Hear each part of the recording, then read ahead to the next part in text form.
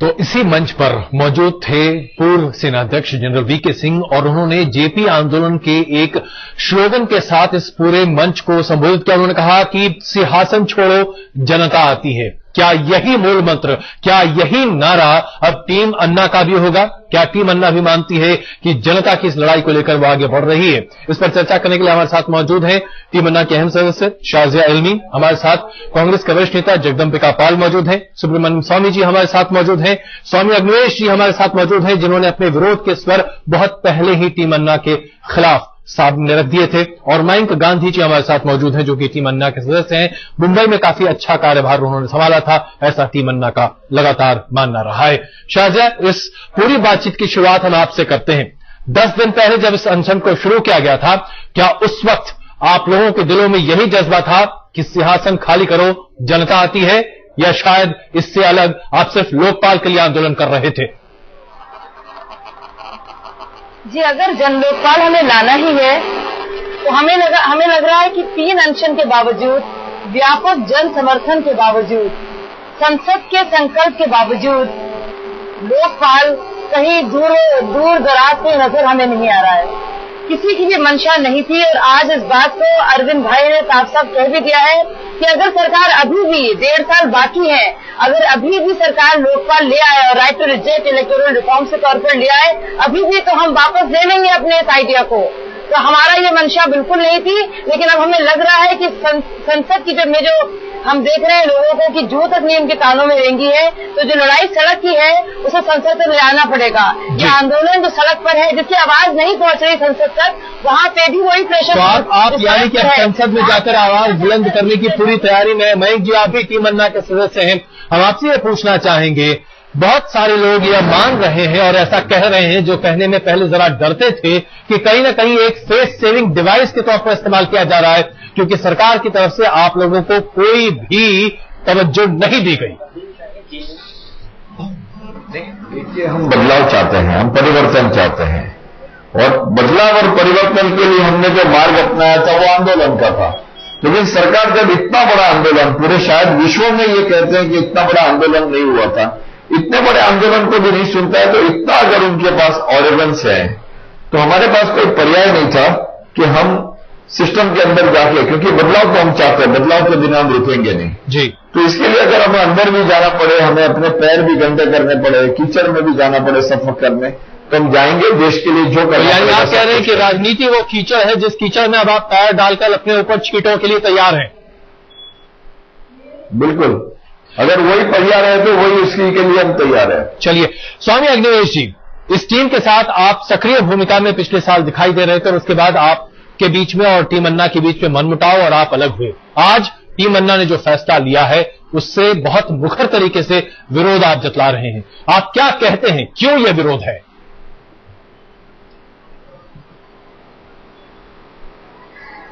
सबसे पहले तो मैं ये जानना चाहूंगा कि किस मुद्दे पर अनशन रखा गया, ठीक है ना। यदि पॉलिटिकल अल्टरनेटिव के लिए जंतर मंतर पे कोई कन्वेंशन बुलाई गई होती, कोई जलसा जुलूस होता, तो मैं समझ सकता था कि भाई उसके विचार चिंतन में से बात निकली। लेकिन आपने अनशन रखा किसी एक खास मुद्दे पर, और अनशन को करते हुए शुरुआत में ही ये कहा हम बलिदान के लिए तैयार हैं। चरम जो एक उपसर्ग होता है, जान देने के लिए तैयार हैं। महात्मा गांधी से लेकर भगत सिंह तक की दुहाई दी गई जी। लेकिन 10 दिन के अंदर अंदर क्या चीज हो गया कि आपके अनशन का उद्देश्य पूरा हुआ और आपने क्यों तोड़ दिया? ये सबसे बड़ा प्रश्न है मेरे सामने। अनशन एक ऐसा हथियार होता है जो सबसे बड़ा पवित्रतम हथियार है जी। उसमें आप आत्मा के बल से अपने एक ईश्वर के प्रति एक जो संकल्प होता है आपका, उसको साक्षी मान करके आप भीड़ बल को नहीं देखते, मीडिया बल को नहीं देखते, आप आत्म बल को देखते हैं, और आप अपने आप को समाप्त करने का एक संकल्प लेकर के बैठते हैं। बिल्कुल, आपने जो उद्देश्य 10 दिन के अंदर अंदर यदि आपको लगा कि अब हमारी जान निकलने वाली है जी उल्टी, तो आपको लगता है कि जान बचाने होने लगी या कुछ भी होने लगा, जान बचाने के लिए आराम से हॉस्पिटल में इलाज करा लेते। बिल्कुल सर, हम आपके पास जरूर आएंगे इस चर्चा में। अभी मैं कहना चाहता हूँ इस चर्चा में सुब्रमण्यम स्वामी जी को भी शामिल करना चाहेंगे। सुब्रमण्यम स्वामी जी का तरीका है। बिल्कुल सुब्रमण्यम स्वामी जी, आरोप है, इसका जवाब हम टीम अन्ना से लेंगे ही। अभी स्वामी अग्निवेश जी ने काफी गंभीर आरोप लगाए, उसका जवाब हम जरूर लेंगे। लेकिन आपकी क्या राय है, क्या ये फेस सेविंग डिवाइस था, क्या ये पहले से सोची समझी रणनीति थी, क्या इस आंदोलन का अंजाम यही होना था? अब ये मैं तो नहीं कह सकता उनके दिमाग के अंदर क्या था, बट ये जरूर मैं कह सकता हूं कि जिन लोग बड़े आस्था के साथ जंतर मंतर गए, वो उसमें से कई ऐसे लोग मुझे मिले कि उनको लगा कि ये पलटी मार दी, ये धोखा हुआ है और आगे भी धोखा हो नहीं सकता, इसका इनकार नहीं कर सकते, क्योंकि उन्होंने ऐलान कर दिया है कि यदि कांग्रेस से एक जन लोकपाल बिल जैसे बिल लाए जी तो हम सब वापस ले लेंगे। अब कौन सा बिल उनके लिए अनुकूल होगा, उनका पसंद का होगा, हम कौन है बताने वाले? वो कहेंगे कल सर्टिफिकेट दे देंगे कि जो बिल लाए हैं ये जन लोकपाल बिल ही है जी, तो फिर हम मान देंगे। तो ये सवाल ये है कि राजनीतिक दल बनाना था तो इसके लिए ये जंतर मंतर की नाटक की आवश्यकता नहीं थी। बहुत अहम सवाल आपने उठाया है, जाहिर सी बात है शाजिया और मैं दोनों इसका जवाब देना चाहेंगे, लेकिन आपसे थोड़ा सा इंतजार चाहेंगे। जगदम्बिका पाल जी, आप बताएं, क्या कांग्रेस पार्टी को ऐसा लग रहा था कि वाकई में इस बार अन्ना के आंदोलन में उतना दम नहीं है और इसीलिए आप लोग पहले से ही चुप्पी साधे बैठे थे, कोई भी ऐसी प्रतिक्रिया नहीं थी, मान मनोबल की बात नहीं थी, या आप लोगों को लगा कि ये सरप्राइज है आप लोगों के लिए? नहीं, देखिए एक बड़ा स्पष्ट सा दिख रहा था कि अन्ना जी ने बुनियादी तौर से इस आंदोलन की शुरुआत कहां से की। मतलब उन्होंने भ्रष्टाचार के खिलाफ लोकपाल बिल से एक आंदोलन शुरू हुआ, आपको जंतर मंतर और रामलीला मैदान का याद होगा, और वो उस आंदोलन का एक दबाव बना, ऐसा नहीं, पूरी पार्लियामेंट ने उसका संज्ञान लिया और जो एक्सचेंज ऑफ द हाउस बना, उनकी चिट्ठी का जवाब खुद प्रधानमंत्री ने दिया, पूरी पार्लियामेंट ने उनको एक्नॉलेज किया, सैल्यूट किया, और उसके बाद ड्राफ्टिंग कमेटी में रखा सिविल सोसाइटी के नाम पे। ये भी हिस्ट्री में पहली बार हुआ और लोकसभा से पारित भी हुआ, राज्यसभा में वो बिल गया जी, आज सेलेक्ट कमेटी के सामने है। तो अगर उसमें कुछ और सशक्त करना चाहते थे तो शायद ये अन्ना टीम जा सकती थी उस सेलेक्ट कमेटी के सामने। वो पार्लियामेंट का हिस्सा है, कोई सरकार उसके लिए जिम्मेदार नहीं है कि अभी तक सेलेक्ट कमेटी की रिपोर्ट क्यों नहीं आई। और दूसरी तरफ आज जंतर मंतर पर लोकपाल बिल तो चला गया नेपथ्य में, लोकपाल बिल तो एजेंडे में था ही नहीं, एजेंडे से तो इनका भटकाव हो चुका है। इन्होंने एक शुरू कर दिया कि 15 मिनिस्टर्स की जांच हो, एसआईटी। तो अब ये साफ नजर आ रहा था कि जब एक मकसद था कि हम भ्रष्टाचार के खिलाफ आर पार की लड़ाई लड़ेंगे, जीवन बलिदान कर देंगे। अन्ना जी कहते थे हमारा पुनर्जन्म हुआ है, बॉर्डर पे हमारे साथी मार दिए गए थे उस लड़ाई में फौज की, और उसके बाद हमको जो जिंदगी है समाज जनता के लिए है। तो बात में बिल्कुल आखिर समझता हूं कि उस एक सोशल एक्टिविस्ट की तरह से लड़ रहे थे, पूरा देश खड़ा था। लेकिन अगर आज इस आंदोलन की परिणति यही होनी थी कि बीच मझधार में छोड़ के चले गए, 2 साल बाद अगर राजनीतिक पार्टी बनाए, कोई गारंटी नहीं कि कांग्रेस सत्ता में आए, कोई गारंटी नहीं भारतीय जनता पार्टी। हम आपकी बात समझ गए, आप भी कांग्रेस पार्टी में मान रही है कि आम जनता को कहीं ना कहीं मझधार में छोड़ने की कोशिश है। शाजिया, कई इल्जाम आपकी टीम पर। जी, सबसे पहले मैं स्वामी अग्निवेश की बात का जवाब देना चाहूंगी कि अगर अरविंद केजरीवाल ने कहा कि वो बलिदान के लिए तैयार हैं, और वो तैयार थे और लगातार रहे हैं और लगातार भूखे प्यासे हो रहे हैं, हमने देखा है। अगर वो चाहे भी अग्निवेश जी, लेकिन तब भी हम नहीं चाहेंगे अपने साथियों को खोना, ना ही देश चाहेगा अपने इस तरह के वीर नौजवान को खोना। तो सॉरी स्वामी जी, लेकिन आपके लिए हम उनको बलिदान नहीं कर सकते, अरविंद केजरीवाल जी को, और ना ही मनीष को या फिर अन्ना को या फिर गोपाल भाई को। तो उसके लिए क्षमा चाहते हैं, लेकिन मेरे ख्याल से हमारे पार्टी इस काबिल नहीं मांगा था बलिदान। मुझे जवाब देने दीजिए। हजारों लोगों की आवाजें आई हैं और बहुत ही एमिनेंट सिटीजन की अपील आई है हमारे पास कि सरकार नहीं सुनेगी। हम भी जानते थे जब एसआईटी प्रोब की बात हम लेकर आ रहे थे, हम एक्सपोज कर रहे थे, हम बताना चाह रहे थे जन लोग। शाजिया, माफ कीजिएगा, मैं बीच में आपको रोकना चाहूंगा। बलिदान की बात, शाजिया माफ कीजिएगा, मैं आपको बीच में रोकना चाहूंगा। शाजिया, बिल्कुल आपने जो कहा, सिर्फ उस पहली लाइन पर बलिदान की मांग किसी ने नहीं की थी। ये एक स्वतः आंदोलन था जब अरविंद केजरीवाल सहित तमाम लोग वहां बैठे थे। ये बातें मंच से उन्होंने कही थी कि या करो या मरो वाली स्थिति है। जाहिर सी बात इसे वापस लेने के लिए ठोस वजह होनी चाहिए। वो वजह क्या है बताइए। अजय जी, अजय मैं बता रही हूँ आपको ना, आपने मुझे रोक दिया बीच में, आपने वही सवाल पूछा और इतने टाइम में मैं जवाब दे सकती थी आपकी बात का, तो आपने अपना ही टाइम वेस्ट किया। लगातार जब अन्ना हजारे अनशन पे बैठे हुए थे और अरविंद, गोपाल और मनीष भाई 10 दिन से भूखे बैठे हुए थे, लगातार हमारे पास अपील आई है कि कुछ नहीं होने वाला है। हम भी जानते थे जब SIT की प्रोब कर रहे थे कि कुछ भी नहीं होगा, जाहिर सी बात है, लेकिन इस तरह से दुनिया को दिख तो गया कि यही वजह है। इसीलिए CBI इंडिपेंडेंट नहीं होना चाहती है, नहीं कर सकती है सरकार, और इसीलिए जन लोकपाल बिल नहीं आ रहा है। हमने ये एक्सपोज किया, लेकिन लगातार हम देख रहे थे कि किसी की भी तरह से कोई भी पार्टी ना तो सामने आई, ना ही मेन रूलिंग पार्टी सामने आई है। और इसीलिए बहुत से लोगों की मांगों के तहत और जो अपील की गई है बड़े सिटीजन के तहत, क्या विकल्प दीजिए, अनशन की राजनीति व्यापक जन समर्थन से कुछ नहीं होने वाला है।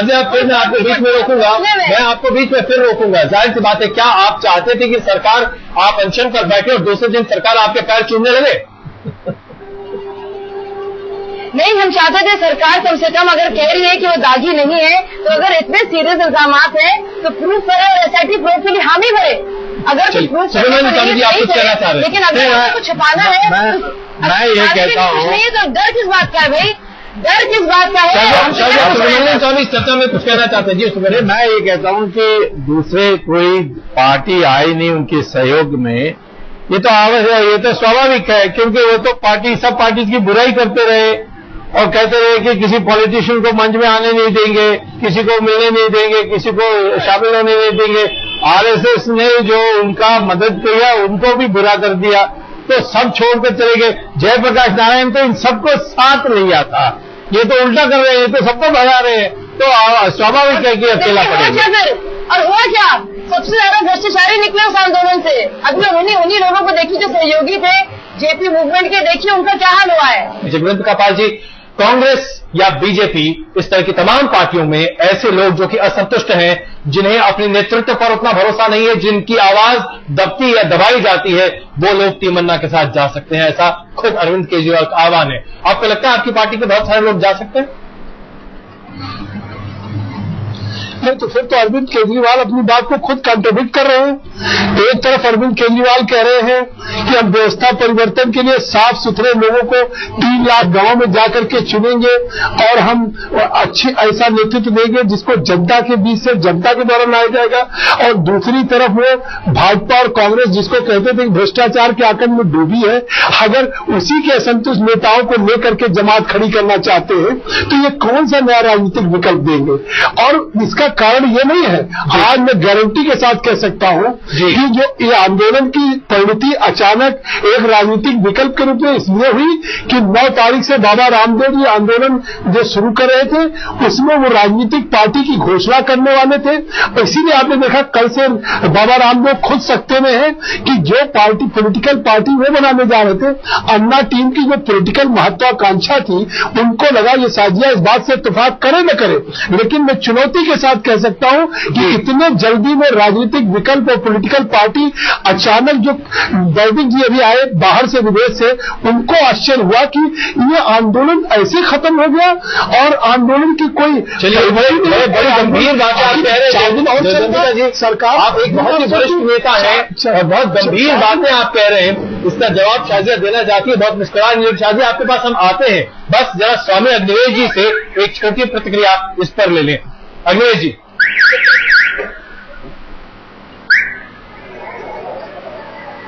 नहीं, मैं भी जगदम्बिका पाल जी ने जो बात कही है, मैं बहुत दिनों से सुन रहा था।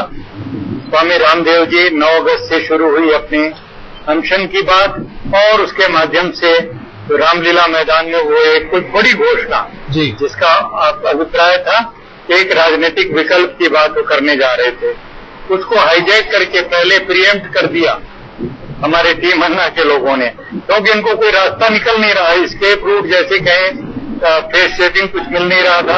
इन्होंने उठा के सोचा कि चलो क्या करें, अब बड़े बेआबरू होकर तेरे पूछे जाने के, तो ऐसे ही कर लो भैया, थोड़ा सा ये तो एक स्वामी की जुबान से जालिब के शेर वाकई में बहुत कहे जाते हैं भाषण दे करके। शाजिया और मयंक, आप दोनों से हम चाहेंगे कि होने की कोई जरूरत नहीं है। अग्निवेश जी, हम लोग को बेआबरू होने की कोई आप कोशिश ना करें कि किसी तरह से हमें भी आबरू करें, और कोई फेस सेविंग नहीं है इसमें। कोई फेस ऐसा नहीं कि हमने ऐसा काम नहीं किया कि हमें फेस छुपाना पड़े, जैसे कि और लोगों को करना पड़ता है, भागा भागे करना पड़ता है। हमने ऐसा कुछ नहीं किया। यहाँ सवाल ये है कि क्या स्वामी रामदेव को आप लोगों ने प्रियेम्प्ट करने की कोशिश की है? जवाब नहीं दूंगी, नहीं, इतनी छोटी बात का मैं जवाब नहीं दूंगी, लेकिन मैं ये जरूर कहूंगी कि कांग्रेस और बीजेपी के आगे जहां और भी है, और जितनी भी मल्टीपल पार्टी सिस्टम है, जिस तरह से उन्होंने डेमोक्रेसी को हाईजैक कर दिया है अपने फायदे के लिए, हम वो नहीं होने देंगे। चलिए, मयंक जी को भी शामिल करते हैं। मयंक जी, आपकी राय क्या है इस पर? क्या आपको लगता है कि स्वामी रामदेव के अनाउंसमेंट से, जो कि 9 अगस्त को शायद वो कर सकते थे, जिसका आरोप अभी जगदम्बिका पाल और स्वामी अग्निवेश जी भी लगा रहे हैं और कई हलकों में इस पर चर्चा हो रही है, क्या ये आप लोगों के ऊपर एक अल्टीमेटम के तौर पर था क्या? मुझे लग रहा है ये डिवाइड एंड रूल की थियोरी छोड़ दीजिए। ये स्वामी रामदेव, अन्ना जी, हम लोग भ्रष्टाचार के मुद्दे में एक दूसरे का साथ देते हैं जी। आप इसको हमें डिवाइड करने की कोशिश करते हैं, शायद आप सक्सेसफुल नहीं होंगे। यानी अगर आप पॉलिसी है तो मुझे लगता है कि कोई किसी भी पत्रकार की मंशा नहीं होगी। मयंक जी, नहीं, हम स्वामी अग्निवेश जी को और जगदम्बिका पाल को कह रहे हैं जी कि ये कोशिश न करें डिवाइड एंड रूल की, बेसिकली समझने की ये कोशिश करें कि आंदोलन जो हम बाहर से चला रहे थे वो सरकार नहीं सुन रही है, इसलिए अब ये आंदोलन अब अंदर जाके चलाएंगे। और आज वो बिगल बजाया है कि हम अंदर जाके ऐसा आंदोलन करेंगे कि पूरे देश की संस्कृति बदल जाएगी। मयंक जी, बस एक छोटा सा जवाब दे दीजिए, आपके इस राजनीतिक विकल्प में क्या स्वामी रामदेव आपके साथ होंगे? क्योंकि आप लोगों की अक्सर चर्चा होती रहती है, आप लोग अगर एक हैं तो फिर इसमें तो एक साथ शामिल होना चाहिए। तो ये तो देखना, आप हम स्पेक्युलेट कर रहे हैं कि वो अपनी पार्टी बना रहे हैं वगैरह वगैरह। पहले 9 तारीख को उनको अगर कोई ऐसी घोषणा करनी है करने दीजिए, उसके बाद उसको हम स्टडी करेंगे क्या है और हमारा फिर साथ में। बाकी वो भ्रष्टाचार के विरुद्ध और ब्लैक मनी के विरुद्ध जो काम कर रहे हैं उसमें हमने उनका साथ दिया है। उनके अपने खुद एजेंडाज हैं, वो सब चीज में हम शायद अग्री नहीं करें, लेकिन भ्रष्टाचार के मुद्दे में जरूर हम स्वामी रामदेव का हमने साथ दिया है। शाहजिया, एक इस सवाल का छोटा सा जवाब दे दें, इस राजनीतिक विकल्प के मसले। शाहजिया, ऐसा लगता है कि फिलहाल अभी हमारे साथ नहीं है, उनसे हम संपर्क साधने की कोशिश करेंगे। सुब्रमण्यम स्वामी जी, आपको लगता है ये राजनीतिक विकल्प क्या फैसला लेने से पहले टीम अन्ना ने क्या स्वामी रामदेव से बातचीत की होगी? क्योंकि जैसा कि अभी मयंक जी कह रहे हैं, इन दोनों के बीच में मतभेद न पैदा किया जाए। देखिए, जहां तक स्वामी रामदेव हैं, उनके साथ और उनकी जो भारत स्वाभिमान ग्रुप है, उनका और हमारी जो action committee against corruption India है, दोनों का एक साथ मीटिंग हुई थी फरवरी में, एक आम सभा हुई थी। और उनके रामदेव के साथ मेरी तो लगातार बातचीत चलती है। अभी 2 दिन पहले भी हुई थी और परसों वो दिल्ली आएंगे तो फिर भी बात करेंगे जी। रामदेव जी पार्टी बना रहे हैं नहीं बना रहे हैं, उन्होंने मुझसे नहीं कहा, लेकिन वो जरूर दुखी थे इस बात से कि ऐसे ऐलान हो गई, इसीलिए उन्होंने सार्वजनिक कह दिया कि मुझे कोई टिप्पणी नहीं करना है जी। यदि इनका कोई मेल होता तो कहते स्वागत करता हूं जी, या मैं अन्ना से मिलकर इसको आगे बढ़ाऊंगा। उन्होंने ऐसा कोई टिप्पणी नहीं दी, उल्टा जो टिप्पणी है उसमें कटुता की एक आवाज आई है। तो मयंक जी, एक छोटा सा जवाब, स्वामी रामदेव की तरफ से अभी तक कोई पॉजिटिव संकेत नहीं आए हैं, कम से कम कल से तो नहीं ही आए हैं, इसे आप कैसे रीड करना चाहेंगे? नहीं, स्वामी रामदेव जी का अपना विचार है। 9 तारीख को वो अपना आंदोलन शुरू करेंगे जी, और वहां पे जो डिक्लेयर करेंगे साथ में हम बैठेंगे और किस तरह साथ में काम कर सकते हैं इसको जरूर से हम सोचेंगे। इसमें कोई दो राय नहीं है कि अन्ना हजारे और उनके तमाम सदस्यों ने, जो टीम अन्ना ने जो मिलकर जिस तरीके से इस पूरे मसले को आगे रखा है, ये उनके लिए एक अग्नि परीक्षा से कम नहीं है। जगदम्बिका जी, हम आपसे ये समझना चाहेंगे, अन्ना हजारे ने कहा है कि वो इस मुहिम में खुद एक राजनीतिक दल के तौर पर सामने नहीं आएंगे, राजनीतिक दल की सरपरस्ती नहीं करेंगे, वो बाहर से देखेंगे कि वो दल कैसे चलता है। क्या आप एक तरह से यहां देख रहे हैं ठीक वैसा ही माहौल जो जेपी आंदोलन के समय था, जिस वक्त जेपी आंदोलन से बाहर थे लेकिन पूरे आंदोलन को कहीं न कहीं देख रहे थे, उसकी निगरानी करने की कोशिश कर रहे थे? क्या अन्ना हजारे आज जेपी के जूतों में घुसने की कोशिश कर रहे हैं? नहीं, देखिए, जेपी के आंदोलन में और अन्ना जी के आंदोलन में बुनियादी फर्क है। देखिए, जेपी आंदोलन ने एक गैर कांग्रेसवाद का नारा दिया और उन्होंने कांग्रेस के खिलाफ जितने विरोध पक्ष की पार्टियां थी और स्टूडेंट्स थे, उन्होंने सारे लोगों को लेकर के पूरे देश में परिवर्तन का, संपूर्ण क्रांति का नारा दिया और एक आंदोलन चलाया। आज आप एक बात देखें कि अन्ना जी की टीम का दायरा बस केवल अन्ना की टीम के 4-5 लोगों तक है। बात करते हैं बढ़ाने की लिए कि आज स्वामी अग्निहोत्री अलग हो चुके, आज इससे संतोष हेगड़े जी, जस्टिस संतोष हेगड़े ने इससे ना इत्तेफाक किया है, वो समीम कायमी जो थे वो अलग हो चुके हैं। जो 20, 21, 22, 23 लोग थे कोर ग्रुप में, उसमें कोई नया नहीं जुड़ा, बल्कि काफी लोग इससे अलग हो गए। जहां तक बात यह कि अगर अन्ना जी ये कहते कि नहीं, मैं एक राजनीतिक विकल्प दूंगा, मैं सक्रिय होऊंगा और मैं देश की जनता का नेतृत्व करूंगा, तो ये जो कुछ समर्थन है, लोगों के जनक्रोश का समर्थन है, कहीं न कहीं भ्रष्टाचार से नीचे से ऊपर तक परेशान है। ये नहीं कि केवल केंद्र में कांग्रेस यूपी की सरकार की भ्रष्टाचार, आज आरटीओ ऑफिस का भ्रष्टाचार हो, डीएसओ डिस्ट्रिक्ट सप्लाई ऑफिसर का भ्रष्टाचार हो, लोकपाल का विधवा पेंशन का भर्ष्टाचार हो, आज हर जगह पे जिस तरह से लोग आंदोलन में बड़ा खास का फायदा मिला और लोगों को बड़ा फर्क आप मान रहे हैं। क्या राय है और सोशल से बाहर रहकर जब अन्ना खुद अन्ना हजारे की ये सोच क्या और अन्ना नहीं, वास्तविकता ये है कि महात्मा गांधी ने किया था, परंतु जैसे कांग्रेस पार्टी पावर में आई, सबसे दुखी महात्मा गांधी थे। उनको प्यारेलाल ने उनका लास्ट विल एंड टेस्टामेंट जो कहा है, उसमें उन्होंने पूरा उसका उल्लेख किया है और यहां तक गांधी जी कह दिया कि कांग्रेस को वाइंड अप करो और 2 पार्टी बनाओ।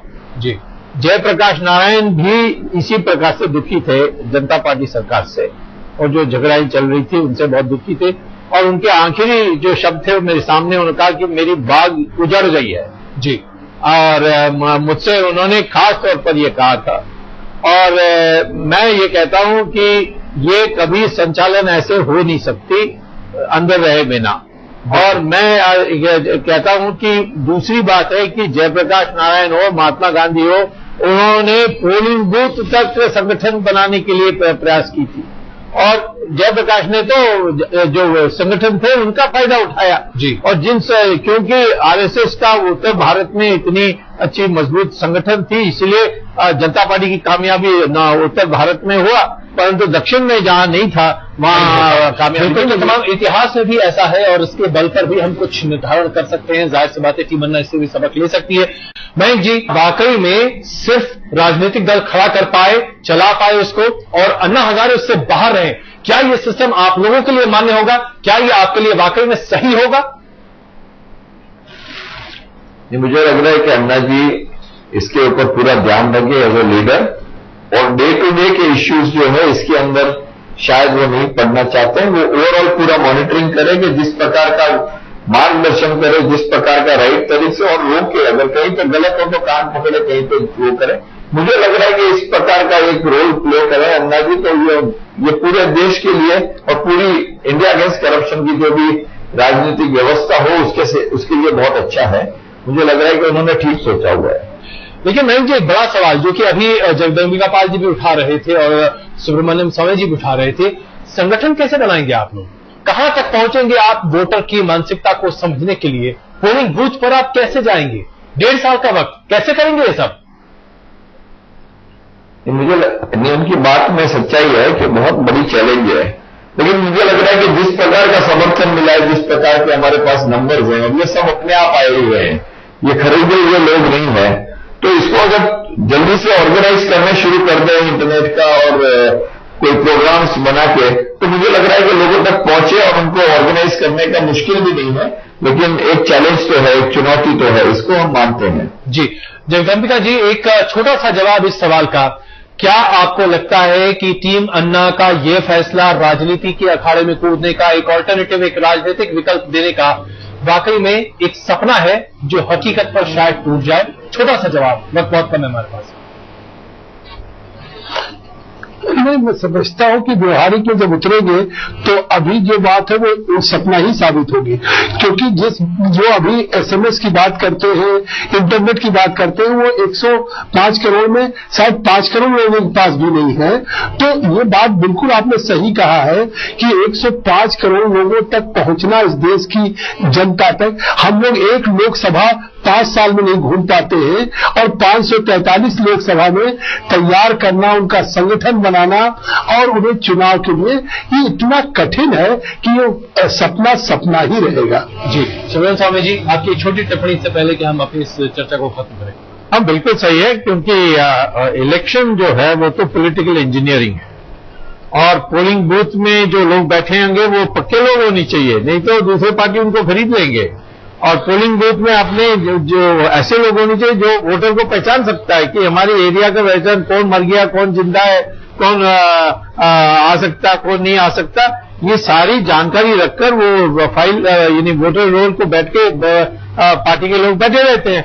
इनके पास पार्टी के लोग नहीं, आम जनता इसके तैयार नहीं हो सकती है। इसीलिए महर्षि महेश योगी भी विफल रहे, डॉक्टर अंबेडकर 3 बार लोकसभा लड़े, तीनों बार उनकी जमानत गई थी क्योंकि उनके पास उस प्रकार की संगठन नहीं थी। बिल्कुल बैंक जी, एक छोटा सा जवाब इस सवाल का, क्या आज जब आप राजनीतिक दल बनाने की घोषणा कर चुके हैं, कहीं ना कहीं मन में ये बात तो नहीं उठती कि बेहतर होता कि आप एक सामाजिक आंदोलन ही चलाते रहते, राजनीतिक दल की बात नहीं करते? नहीं, हम सामाजिक कार्यकर्ता ही हैं और एक आंदोलन करने वाले लोग हैं, लेकिन जब कोई पर्याय नहीं रहा, जैसे अरविंद जी कहते हैं हमारा काम नहीं है कि उसको हंगामा करें, हम तो कुछ बदलना चाहते हैं, तो बदलने के लिए फिर जो करना पड़ेगा, और अगर राजनीति में उतरना है तो फिर हम उसको एक चैलेंज मानते हैं, क्योंकि इस देश की जनता काफी हमारे पीछे है, और अगर इसको हम ठीक से ऑर्गेनाइज कर सके, और मुझे लग रहा है कि इम्पॉसिबल नहीं है, ये हो सकता है, तो जो आंदोलन हम बाहर कर रहे थे अब वो अंदर जाके आंदोलन करने की पूरी तैयारी है। एक चीज जो मैं कहना चाहता हूं, जो स्टेटस को है, जैसा है वैसी स्थिति, ये एक्सेप्टेबल नहीं है, स्टेटस को तो बदलना ही पड़ेगा। बिल्कुल मयंक जी, हमारी शुभकामनाएं, कम से कम हम ये कह सकते हैं हमारी शुभकामनाएं आपके साथ हैं, क्योंकि सिस्टम को बदलने की कोशिश हर कोई करना चाहता है, चाहे वो कोई भी राजनीतिक दल हो, और अगर आप सिस्टम के अंदर जाकर उसको बदलने की कोशिश करते हैं तो जाहिर सी बात है इससे बेहतर कोई बड़ी बात नहीं हो सकती। आप दोनों का बहुत धन्यवाद इस चर्चा में शामिल होने के लिए।